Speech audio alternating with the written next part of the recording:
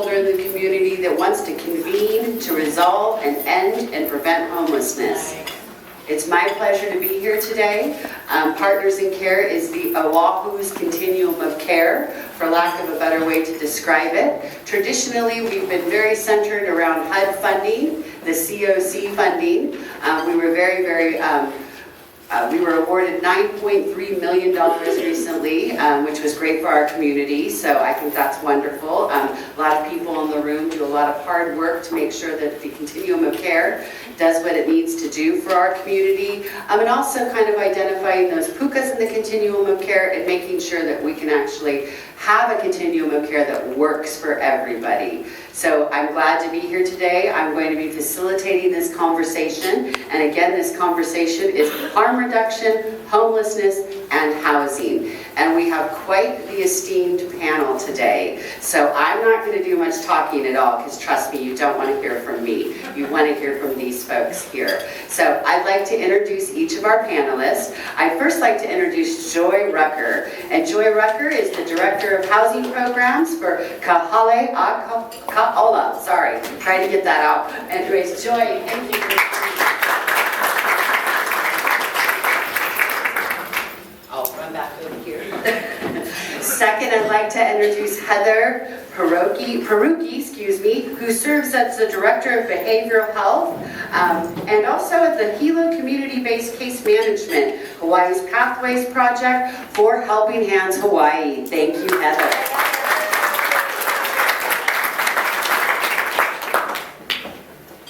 And lastly, we have a very special guest today. Not that Heather and Joy aren't equally as special. I want to make sure everybody realizes that. But today, we have in the room with us Dr. Sam Semberez. And everybody, I think, here knows exactly who this individual is. So I would like to welcome him. Thank you so much for coming today. All right.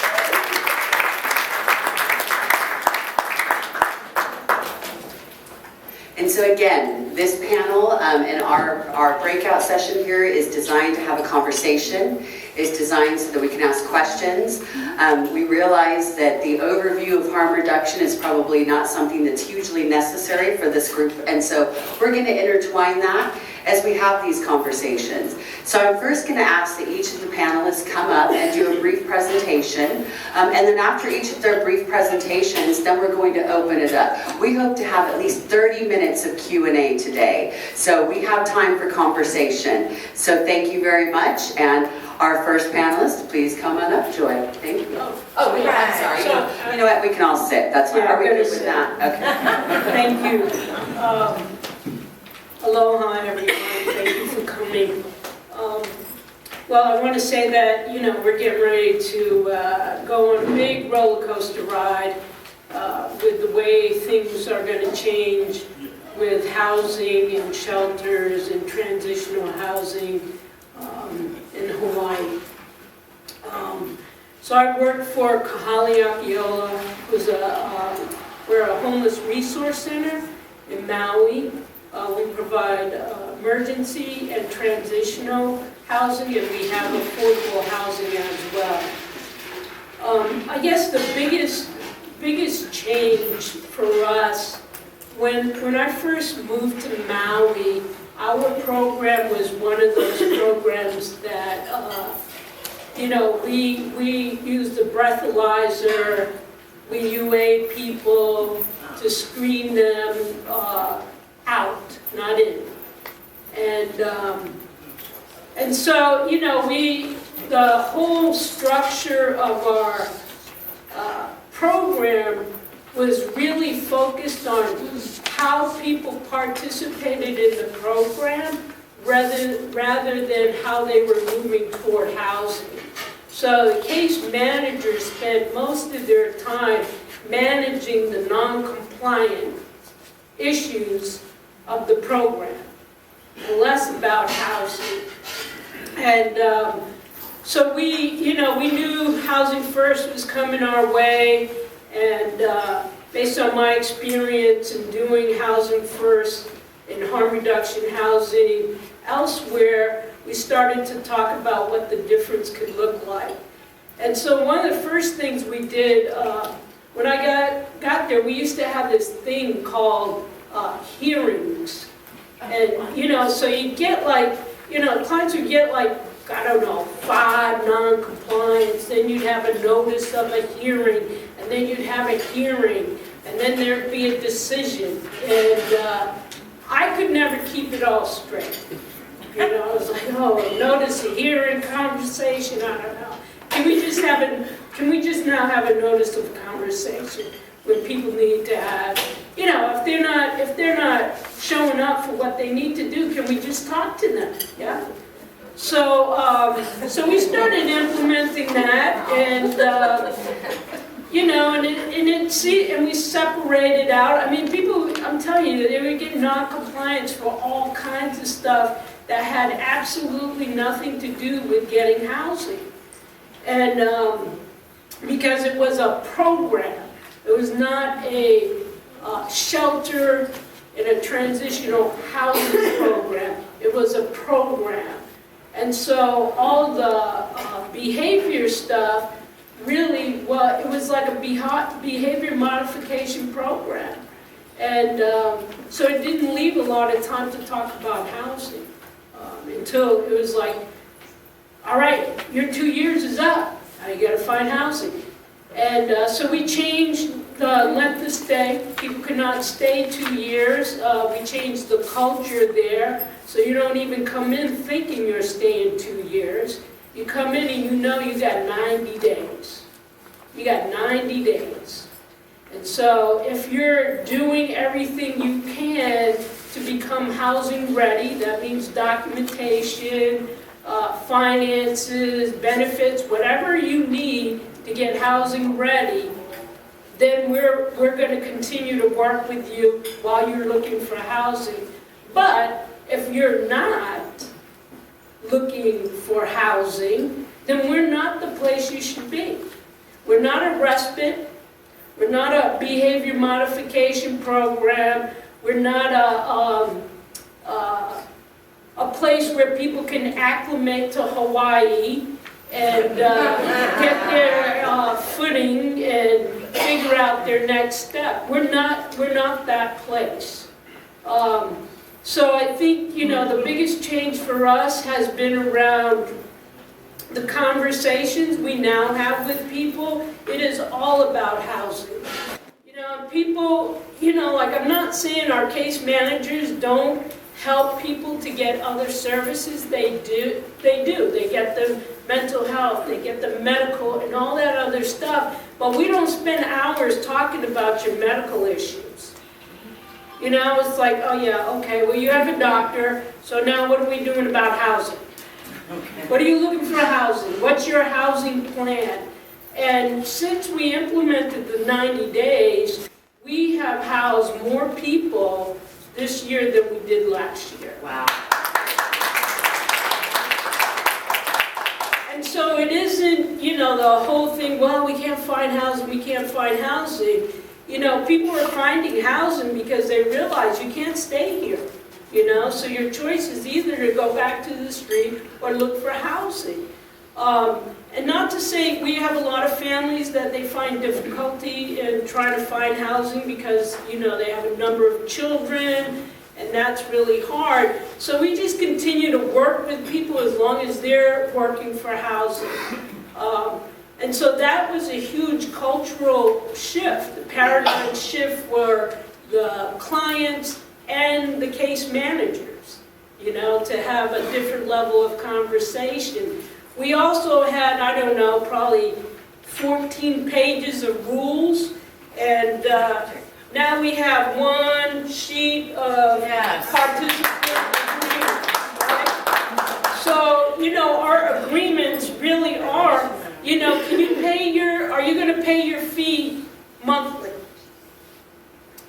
Can I trust you not to disturb other occupants? So basically, it's built on what is expected in society when you rent an apartment, okay? So, can you abstain from disruptive behavior? So these expectations as of February 1st, these will go into effect because that's when we start our new shelter grant. And so we will just have, you know, like, you gotta smoke where the smoking area is. You know, like, don't do illegal drugs on property. If you do, it's against the law. And if you were in housing, you might get kicked out. I'm not saying you're gonna get kicked out, but you might. So we don't, you know, like, we know people are using, people have always used at the shelter, even though, you know, we had breathalyzers and drug tests and all that. People were using all the time. But now it's like, you know, are they showing up for their appointment? Are they paying their program fees on time? Are they looking for housing? You know, like, yep, I know they're smoking, but are they doing those things? If they are, great. We're going to work with them. We're going to work with them. So, you know, for us, it's been a huge paradigm shift. I mean, I have two great case managers back there, Mary and Jean. They're going to act like they don't know me. But, you know, really talk to them about, you know, like what's changed for them in their approach and what their conversations are with people around housing.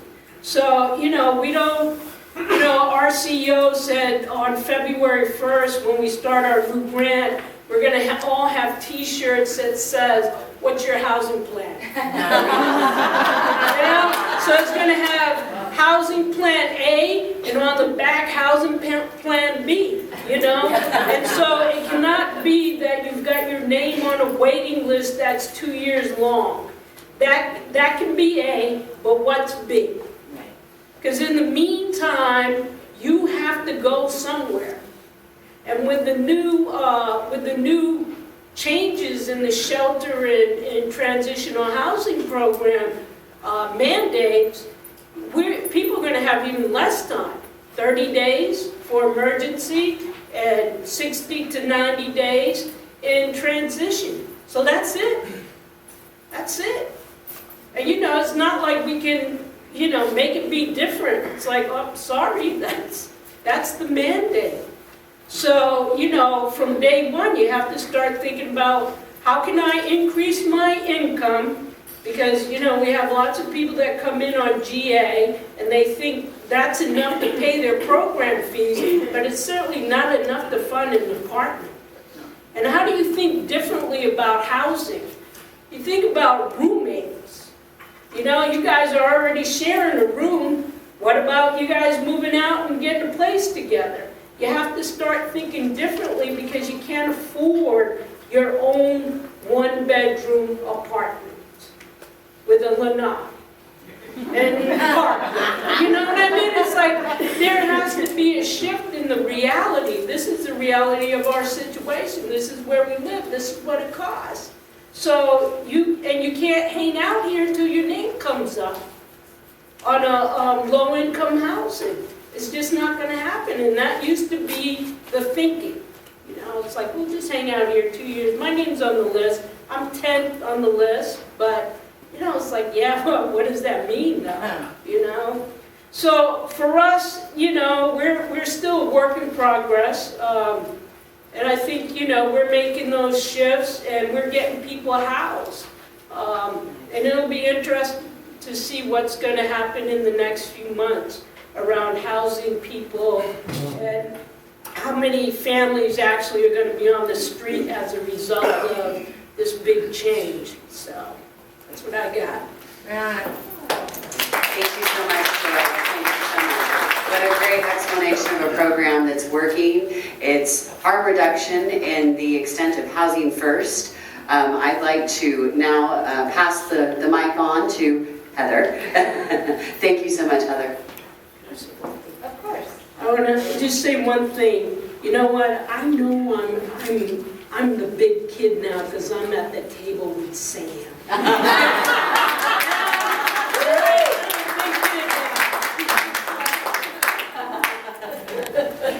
All of that.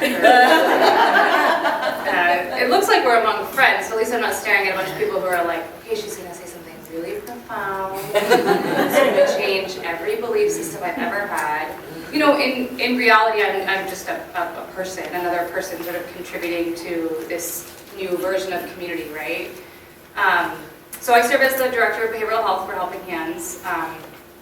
Part of that is the Hawaii Pathways Project, which you all know is coming to an end at the end of March. It doesn't mean the end of the idea or the model of Pathways, it just means that this contract is ending. And so when I first signed on with Helping Hands, I took the role of team lead. And for those of you who are team leads out there, you know that that does not mean that you sit at a desk and push paper around. So, you know, part of my responsibility was assessment, part of my responsibility was managing a team, part of my responsibility was outreach, part of my responsibility was partners in care meetings. And so I felt very stretched, and I didn't understand all the philosophies that were going on and all the change that was happening in our community. And so I had to start with myself and really what I understood about Housing First, the Pathways model, people, mental illness, and substance abuse. I really had to sort of take a step back and look at what my belief system was and what I was bringing to the table. And so as we started to sort of implement this idea of harm reduction, there was a lot of pushback from service providers. It was like, well, there's rules about things, and there's things that you have to do, and there's expectations that you have to meet, and if you don't do that, I can't help you, because my hands are tied. And so, you know, really when we started going out and meeting people, it was like, okay, well, what do I have to do to be part of your program? What do I have to accomplish? Helping Hands Hawaii has a representative payee department. We have a bilingual access line department. We have a traditional case management program that fits into our current system. And, you know, we have a community clearinghouse that people can just sort of walk in and shop at will, as long as their one-page form is filled out.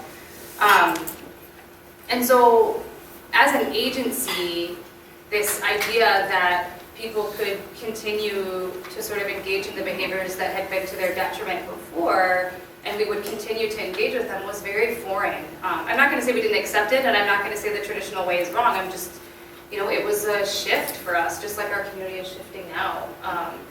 And so, as the lead of my team, all these faces were staring at me like, what am I supposed to do? Do I say yes? Do I say, you gotta, what do I do? And so, part of my responsibility as a leader, and for those leaders out here in the community, is you have to know what you're selling. You gotta understand your philosophies before you try to teach and model that for your team. And so having a really good understanding of what philosophy you're operating from is imperative.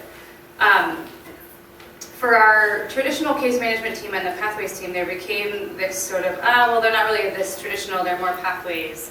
And so all of our case managers and our leads began to sort of accept the understanding that people could make mistakes, and that we didn't have to exercise and develop this sort of punitive system that excluded people, but rather the shift was we looked for ways to include people.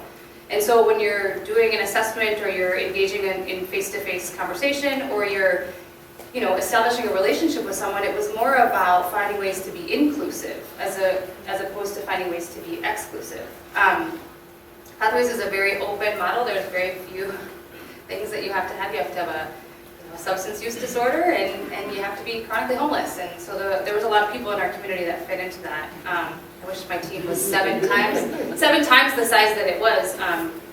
But I think that, you know, beginning to look at people as humans first, as opposed to a diagnosis or a status or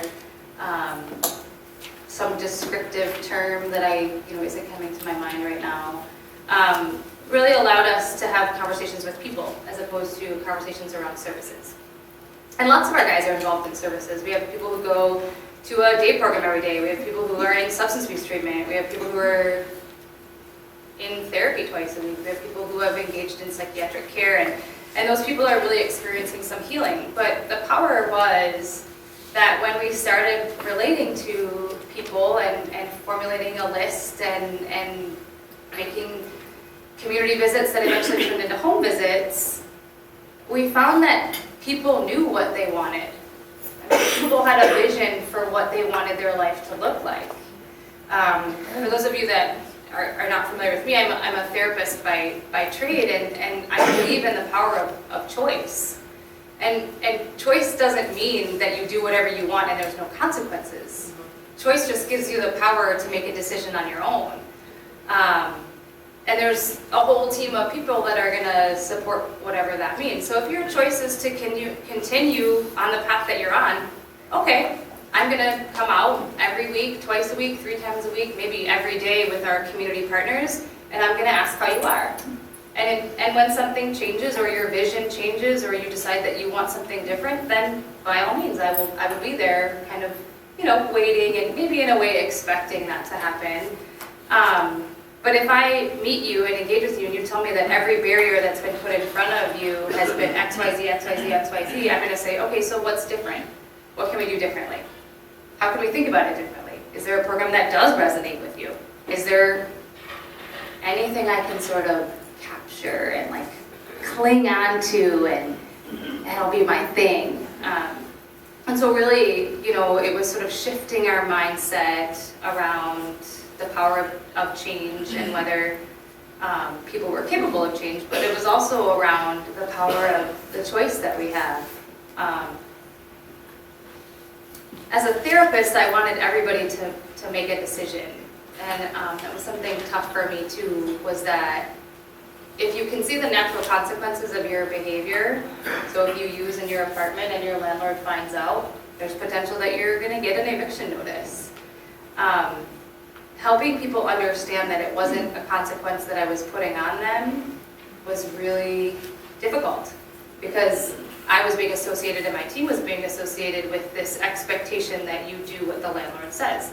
And so shifting the thought for our consumers to I'm a support for you and away from I'm a punishment for you was another sort of piece of that puzzle. Another thing that I found in sort of a bigger system level as we did, community meetings and collaborated with partners and worked with those with traditional outreach contracts and the shelters, I found that there was this idea that harm reduction was this sort of anything goes philosophy. So your clients can do whatever they want and you just have to figure it out from there. And there's some truth to that, but at the same time and in sort of the same breath, this idea that people are allowed to make mistakes is not the same as you can do whatever you want and I'm gonna just forge ahead. So as opposed to supporting dependence, we really sort of took this, let's figure out what the next step is. And it really became about the power of choice and clients being able to make a choice, accept the choice, and then sort of move on from there. As we've sort of started to come to a close and we've talked about scaling and sustainability and how to sort of fold these particular pathways clients into our current system, that sort of continues to be our challenge, is helping people understand that this isn't a free-for-all. This is not you do whatever you want and we'll figure it out for you. This is really finding ways to see the power of how our choices have end results, or put us forward on a different path. So I welcome any of your guys' questions and thoughts. I really would, you guys know I'm much more relational than I am presentation based, but I would welcome any thoughts that you guys have or questions that you guys have about that. And I know that you don't really want to hear from me, so I'm going to stop there. But I will just say it's been such a huge honor to have Sam here and to be engaging with our community stakeholders and the people that are really invested in changing our community and listening to your philosophy and the thoughts that you have around our system. And I feel really grateful to have sort of participated in that this week. So thanks for spending time with us. We really appreciate it. And now you guys can hear from him because he's way more into it.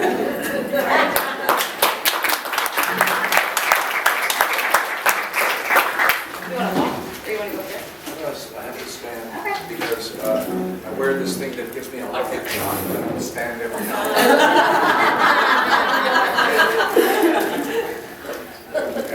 continuous for 5 minutes, but I don't do 10,000 steps a day, so I'm motivated.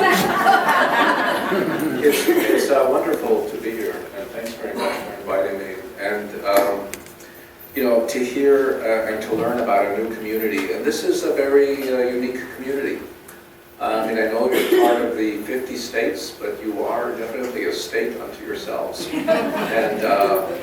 And thank goodness for that. And I hope that you'll preserve the culture, the welcoming, the humanity that is palpable to every visitor that comes here. And it's my second trip, and it's always a joy to be part of the community, learn about the community, and work with you on solving some of these problems, which even though there's a great uniqueness, strangely there's a lot of similarity about the problems we face because you know, we are under a particular type of government and a particular you know, governance structure with values that go all the way to the near left. Bernie Sanders was probably the most leftist candidate we've ever had in this country, at least in my lifetime. And we ended up way over on the right. So there's quite a range of opinions. And it's going to have some consequences for us.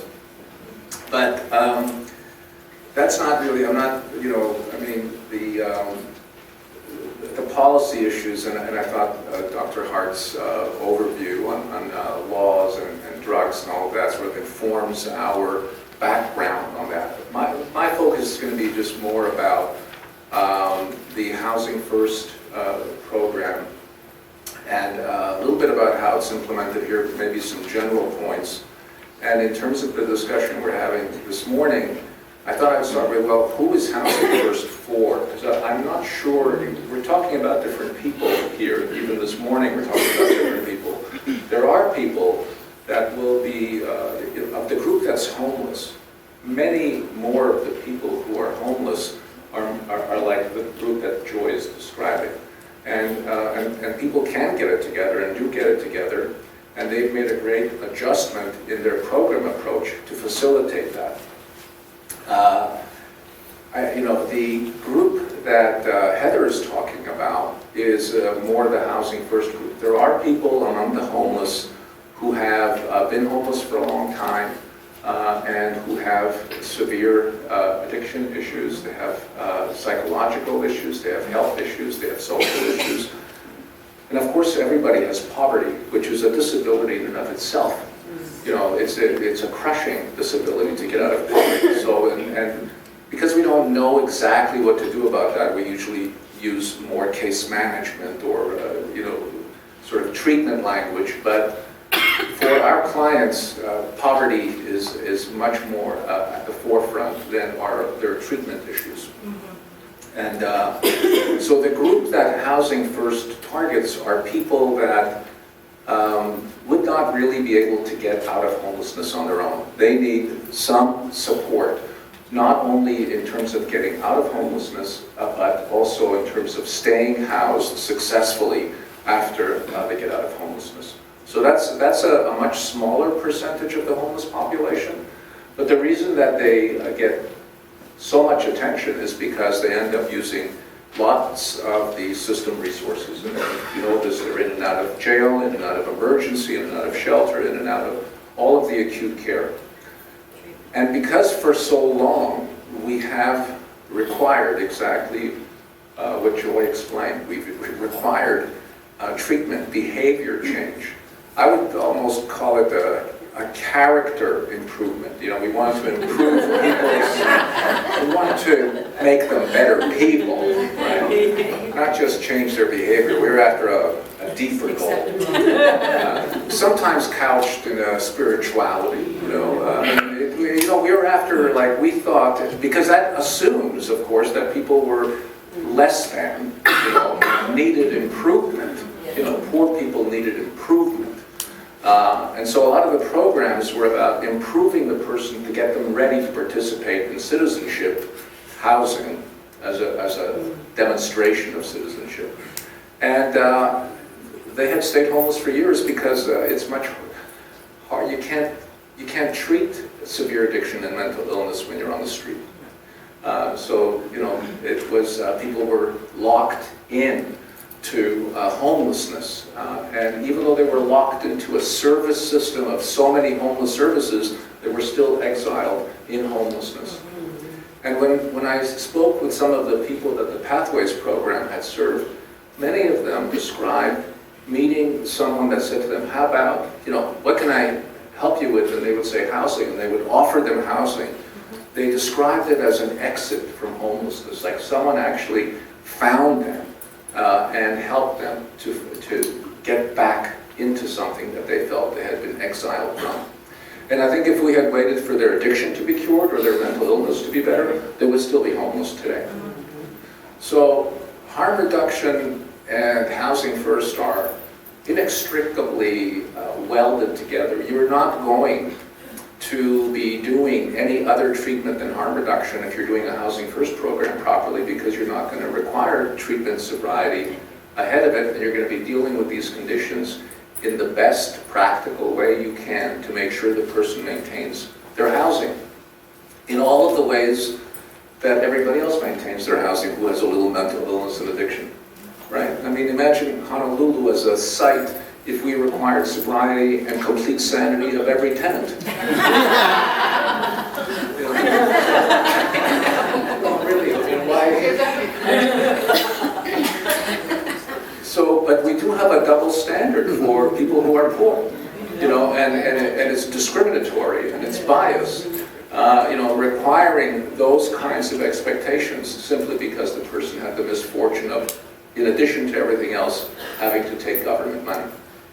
So that's who it's for. It's for people that need the help and for people that wouldn't be able to exit homelessness without it. And I also want to give credit here about who invented this thing. I'm often the front office guy for Housing First. You know, we did start the first program in New York, but I just want to, for the record, let you know that nobody was more motivated to get out of homelessness and have housing than the people on the street that we were talking to. The idea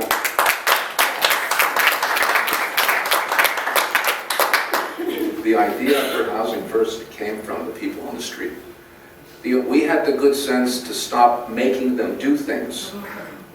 You know, that's good. But we didn't know what exactly to do after that. But we had learned, after going through a very intensive deprogramming program for former clinicians, because clinicians are trained to say, all right, you know, they listen for a few minutes. I was actually thinking about listening and hearing. We do more hearings than listenings. So we have to be trained to actually listen to what the person said, as opposed to listening for a few seconds and then saying, this is what you're going to do. So we had to learn to listen, and people were very clear about what they wanted. And, you know, they would say, we want a place to live, isn't it obvious? The creativity and the sort of ways that you have to flexibly operate a Housing First program. So I'll give you two examples. One guy we housed. These are among the first 50 people we housed many years ago. It was a young guy who was quite severely addicted, very sociable, likable man in maybe early 30s. And, you know, it was a lottery. I mean, people were just amazed that they were actually going to be getting an apartment. And you know, the lease signing was complicated. The agency had to sign the lease because people didn't have the kind of background, if you will. And in those days, we didn't require documents. So we just like, you want to be in the program, the agency would assume the liability, sign the lease, and then sublease to the tenant. So he got in. We also had money to buy furniture. And on the very first day was okay, night, he could not say no to his friends who he had left on the street. And he had just had this apartment all newly furnished, and he was alone, and he was a little freaked out, and, you know, they got in touch. People came over, and they had a party. Celebrate. It was like a housewarming of sorts, but they sold all the furniture to fuel the party. And it's like, oh my God, what are we doing? Maybe this was a bad idea after all. And we were very upset and concerned, and this was a huge learning for me at that moment, because I was really pissed off, and all this work and all this effort, until I learned that the young man, Steve is his name, ran away. He did not want to come back to the office. He was so humiliated, he was so devastated by what had happened, that he didn't want to be seen. He was really in a bad way, and it took us a long time to find him again and to assure him that, of course, we'll continue to work with him. And I think one of the sort of instinctual things that happens when people relapse, or when people have a hard time with their addiction, the impatience of the clinician becomes the main focus. And we want to either be punitive, or to discharge, or to stop working with the person because they've been ungrateful, or they've been, they squandered all the effort. And we lose sight of the fact that the person who is suffering the most is the person who is using and relapsing continuously. They're the ones that are actually in big trouble. We're getting paid to help. And I think one of the things that happens programmatically is that we design steps and interventions to be controlling or punitive, or in some way let them know that our dissatisfaction has to register. Discharge is the most common form of doing that. But if we're going to really work in a harm reduction way, we have to keep very clear in our minds who is the sufferer. Because it's only in that way that we'll be able to continue to have the patience and forgiveness and compassion that will allow us to work in a truly harm reduction way. I recently read a book called Unbroken Brain by a woman who's a neuroscience reporter. Her name is Maya Salavitz, S-Z-A-L-A-V-I-T-Z. Maya Salavitz. And she writes about her own addiction. She was a student at Columbia and was addicted to both crack and heroin while she was studying. And it was quite a severe addiction. She somehow managed to get past it and got into treatment.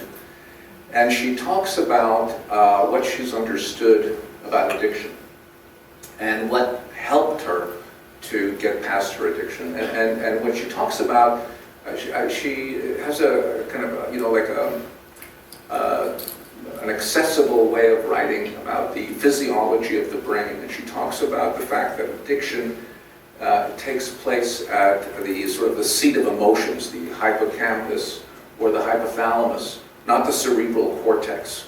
What that means is that it's an emotional response, not one that's available to reason. So that, being logical with someone who's in the throes of addiction, you're not really reaching the seat of the pain or the anguish. That's existing somewhere else. And because of this pain, people typically start to use. They use because they're traumatized. They've been abused. They've been hurt. She likens it to a broken heart. Someone who has been in love, and then it didn't work out. They were left, and their heart was broken. Inconsolable. I think we all have friends. We know what that is. And people start to use to feel better, to soothe the pain. And then the use becomes, the addiction becomes a whole other problem to deal with in addition to the pain. But then we're all focused on controlling the addiction and reducing the use, and we're never really talking about what created the need for the use to begin with. So she's saying that if you think of addiction as, or the person who's addicted, as someone with a broken heart, and start to talk to them about their pain rather than their use, you would have a much better chance of beginning to get at the kinds of things that they're using for. Why are they using it? How does it make them feel? And when do they use? And does that make them feel better? And if they use, are there consequences? Yes, they feel less pain, but there are other consequences. It becomes a conversation about their relationship to the use and what the use is about, rather than a focus on reducing this or not doing this. I'm not saying that sobriety, 12-step, fellowship, and all of those kinds of programs aren't also useful. Many, many people have benefited tremendously, saved lives. All I'm saying is that if you're going to work in a harm reduction way, you have to figure out other ways other than 12-step. It's not like 12-step or nothing. We have to figure out effective clinical ways that are compassionate, that are client-directed, that make sense and are effective in helping people get their lives back after they're housed. So those are the comments I wanted to make, and I hope we have time for your discussion. You do. Okay, thanks.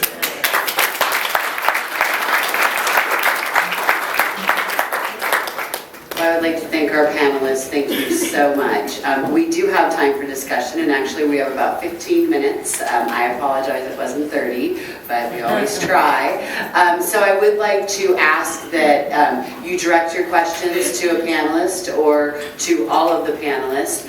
We do not have a mic that I can run around the audience with, so I also ask that you ask really loud.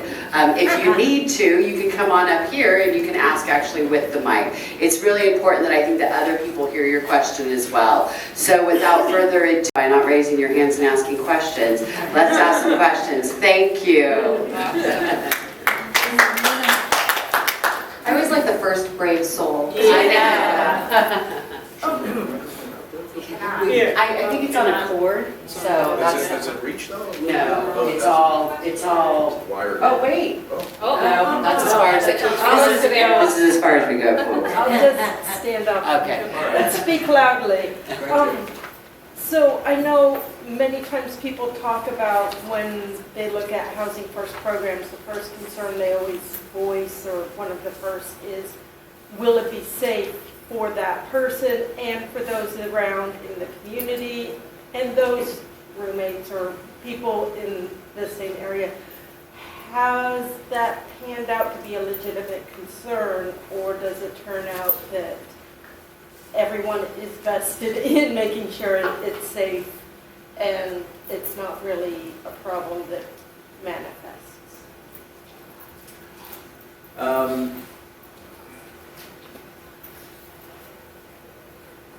This is why I think the importance of data and real outcomes, not just stories, is essential. Because I think that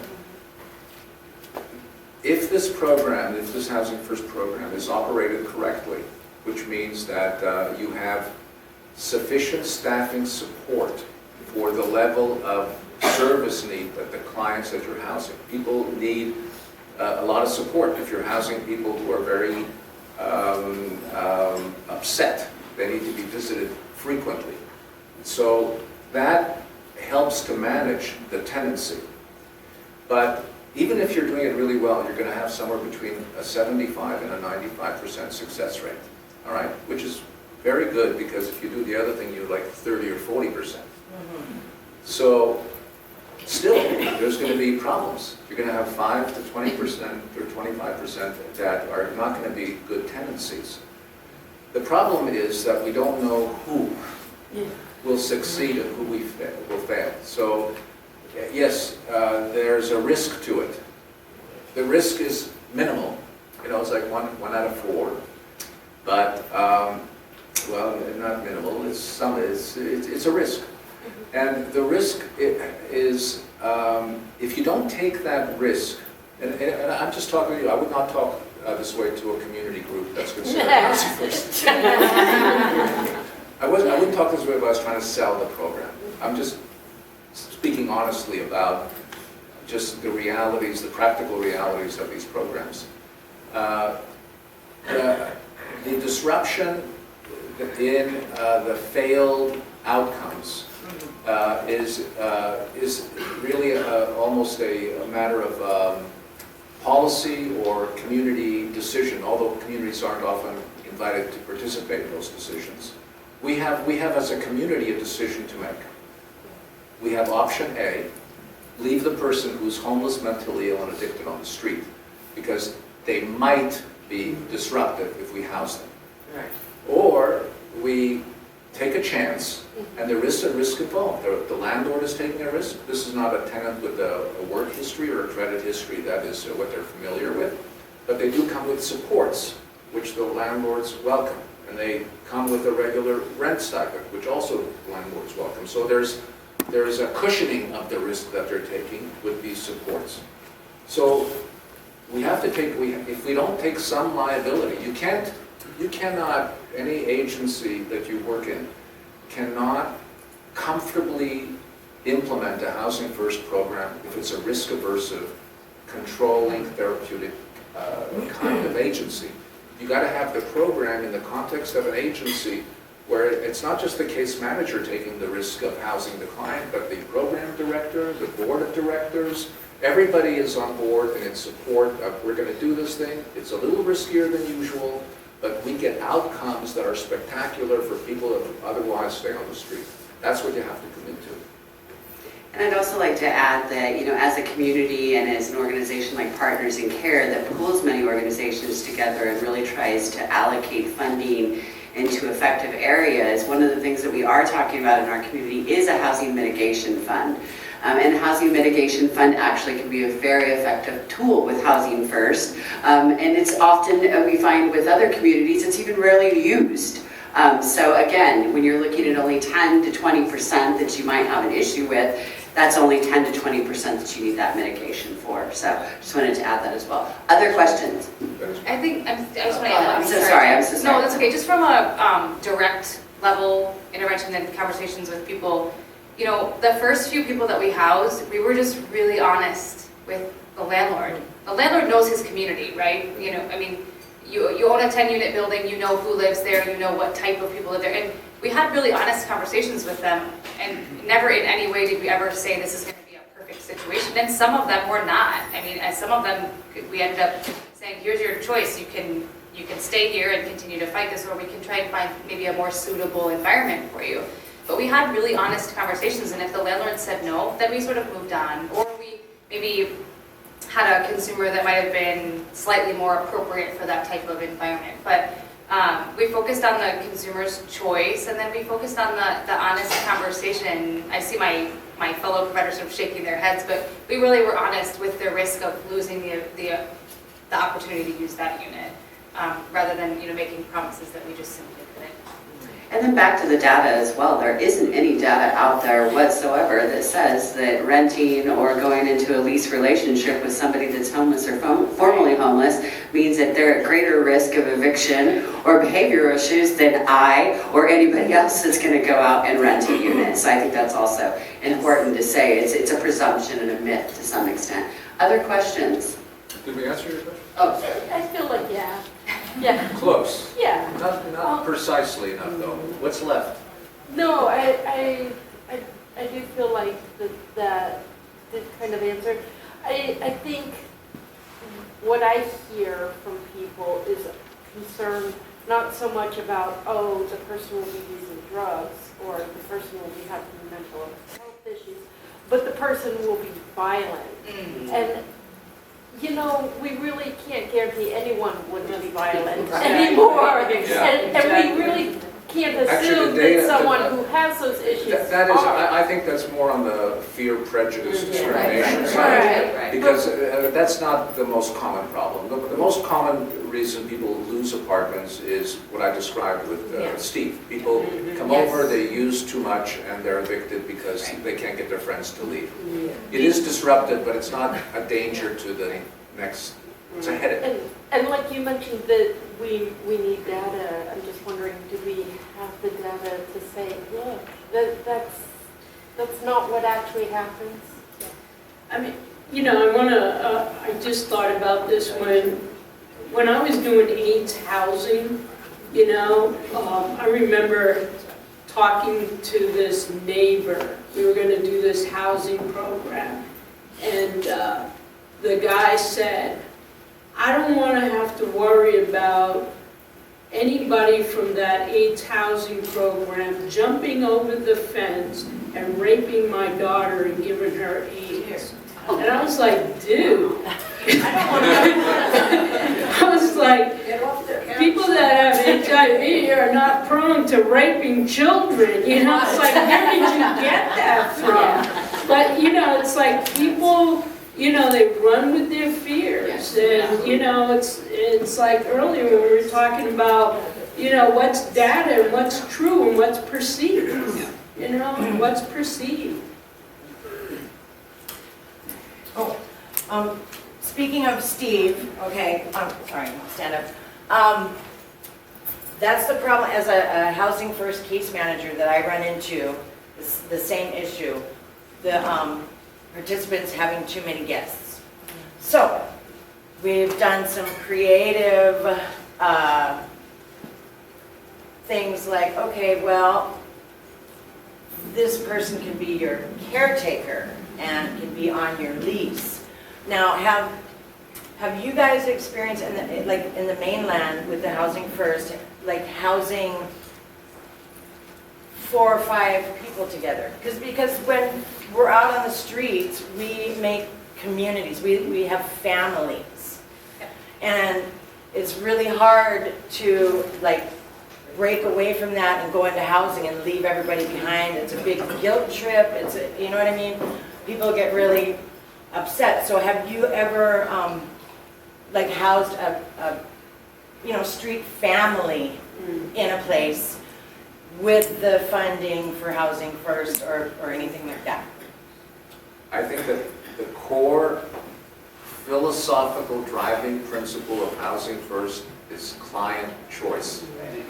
If the client wants to live with other people, we would do everything to support that. Okay. That's awesome. Projects. I think this is more directed to Joy. We're about to embark on this. We're case managers and women all. And the biggest concern we have is inventory. Where do these people go that make only $1,000 a month? I don't know about Maui, but on Oahu, where will they go and how will Yeah, that's, you know, we have, I mean, it's an issue. It's an issue. That's why we're having a conversation about, can you guys just rent a room? See? Can you share?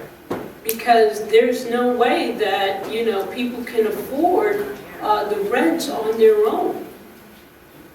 So we, you know, like, there is data that says that people that are live at the poverty level are housed. That poor people find a way to be housed. And so even if they're living at the poverty level, they're still housed. So that, you know, people will find a way. It might not be the greatest place, the greatest neighborhood, but you know what? They're off the streets. And you know, as I was saying before, like the families, like those are the people that are staying in our shelter longer because it's harder for them to find rentals with children. And but you know, somehow people are finding housing. I don't, you know, like it's going to be interesting to see with the new shift in the time limit what that's going to look like. Because I don't, you know, the state said based on the overall data that they collected, that as a whole, as a state of Hawaii, we're housing people. So they think that there's housing out there. I don't, you know, like, I don't know. I don't know. We know that we are getting people housed, and then some people are having more difficulty. But you know, people manage to find housing when they think that they're going to be on the street. So part of it is a mind shift too, you know, And on also, what they're willing to do. they won't be able to get the Section 8 vouchers if they're housed. Well, you know, that's the other thing. It's like, you know, we're gonna probably talk about this later on, is, you know, structural harm. You know, it's like, how do we have structural harm in this country, and we make it almost impossible for poor people to get ahead because they're poor. So then, you know, it's like, well, if you go into transitional housing, then you can't get HUD, or you can't get a voucher because you're no longer homeless, right? But, you know, it's like, well, but you can't stay here forever, you know? So, I mean, you know, it's like we create structural harm for people as well. And, you know, we're not really talking about at that level about, you know, what kind of structures that we have. I mean, HUD, well, they give out more vouchers than they know that are gonna be used. And so you have people, you know, they send out 100 vouchers and they know only 38 are gonna be used, and then you have the other 60-some people running around thinking they're gonna get housed. And they bank on that the time is gonna run out, because they'd never be able to afford to fund all of the vouchers that they put out. Isn't that crazy? That's structural harm, so. Other comments from the panelists on other communities that are succeeding? I know, I'll just add that being in the Bay Area and looking at San Francisco in particular as a community that's had some success. There's still some debate on the matter of success there. But one thing that they have there that we do not have here, and I've watched as I've worked with organizations that is their primary housing stock, is neighborhoods filled with SROs. Again, they're not the greatest situation, and you hear a lot of different issues, but when I was hearing about housing communities together, that's often how San Francisco does it. They put a community of individuals that have been living on the streets together in the same SRO, or on the same floor on the SRO, or something of that sort. So again, that's not a solution for us here, because it's not something that we have a large inventory of, but it's something that we should start to think about, again, single rooms as opposed to whole units, so. Yeah, and I'm gonna, because for Hawaii, we do the scattered site approach, right? And that's just not realistic for Hawaii, where real estate is at a prime, and people want to make money off of their properties. And so I wish we could do the SRO and the scattered site approach. It would alleviate a lot of the suffering, because that's what it is, you know? And how do we get that to happen? How do we make that happen with legislature or lawmakers? What do we do? And I think it's just that continual conversation and continually approaching what's happening in other communities. And we are a unique community, but other communities are succeeding. So taking pieces of their equation to some extent, like the SRO, or like at least allowing more of these single room situations. But I'll let my panelists also add to this, please. I mean, I think, you know, here in Hawaii, you know, there just isn't enough advocacy. There isn't enough people banging on the door saying this is totally unacceptable. You know, like in other places on the mainland, there are groups of activists, homeless activists, that do not allow the city and the county to get away without building housing. You know, here in Hawaii, it's a very different place. You know, Hawaii hasn't built, you know, when I was working in Honolulu, I did not build any affordable housing in 40 years. And so, you know, affordable, never mind low income. And so, you know, we're 40 years behind the ball. So is the rest of the country. But you know, here, at least, the other thing is, we don't have the same kind of stock. So, you know, it's like, In San Francisco, the city and the county, they took over SROs that were in debt. They were, you know, the landlord owed all these city taxes and whatnot. They took them over. They worked with nonprofit developers and created supportive housing. We don't have that here. They took over surplus property as well there. A lot of city surplus property that was sitting there unused and getting that put into use as well. Right. I don't think that, maybe the middle of the country, maybe Indiana. There are states in the middle that don't have the problem as severe, but everywhere in this country is a lack of affordable housing. And I think that from an advocacy perspective, from a strategic advocacy perspective, I think that if we keep the conversation about homelessness, then we don't have the kind of constituency that will have political influence. I think if we talk about it in terms of the structural damage, the unaffordability of housing, that people are paying 60, 70, 80% of their income, working people, for rent. People have minimum wage jobs living in shelters. So if you raise it up to the conversation about the lack of affordable housing and what are we going to do about it, you have a much wider tent to include advocates from all walks of the economic spectrum that are not just people who are homeless, which we are too few and too without constituency or influence to change things. Very well stated. And with that, I'd like to just remind that we just have another couple minutes here. Are there any last minute questions for our panelists? Yes, please. So, I'm still learning Housing First, but from what I understand, it's Housing First is for families or individuals who want housing. I do some outreach out at Wine and Gold Harbor, and I have a lot of individuals and families that are out there who are comfortable in their own community that they've formed.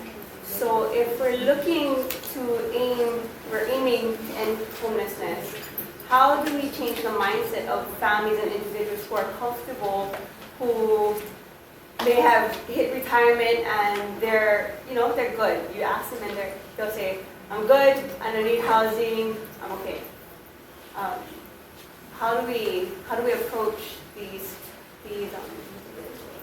I mean, I don't have like a answer like that, because I think it depends very much on what is going on for that family.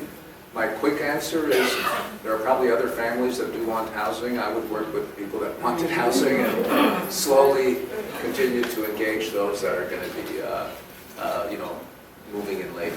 So that just be present there in case they decide. Yeah, hey, and you know what? It's not about housing. For me, it's not about housing. Housing First is not about housing. It's about people. I would try and have a relationship with that family. What can I help you with, right? The question that the Housing First program should carry as an invitation is, how can I help you? Most people say housing. That's how come we call it Housing First. Most people say housing. But for those that want something else, then whatever that is, whatever support that might be. How It's about about a the public engagement. restroom? Is that? Showers. I said, how about a public restroom with showers? Exactly. Let's be humane here, you know what I mean? It's ridiculous. I'm sorry. Right, that's not what you need first, that's what you need most urgently. Absolutely. And remembering too, that as we do our work goes in steps. You know, we don't have an easy button. There's no magic solution to, I mean, look at how far we've come already. I think about all the amazing people that have collaborated together to get the hundreds of people housed that we've already housed. And my personal philosophy is that we have to take things one step and 1 foot at a time. I mean, there's no sort of magic wand. If anyone has one, please let me know. I would like to talk to you afterwards. But, you know, people are people, and steps have to be taken as they're taken. And we sort of have to, you know, practice some acceptance about that as well. So, Love, practice love. Yes, practice love. Well, I would like to thank our panelists today. I'm sure our bellies are starting to growl a little. It's time for lunch. I'm reminding everybody lunch is on your own today. Enjoy your lunch, and thank you so much for a wonderful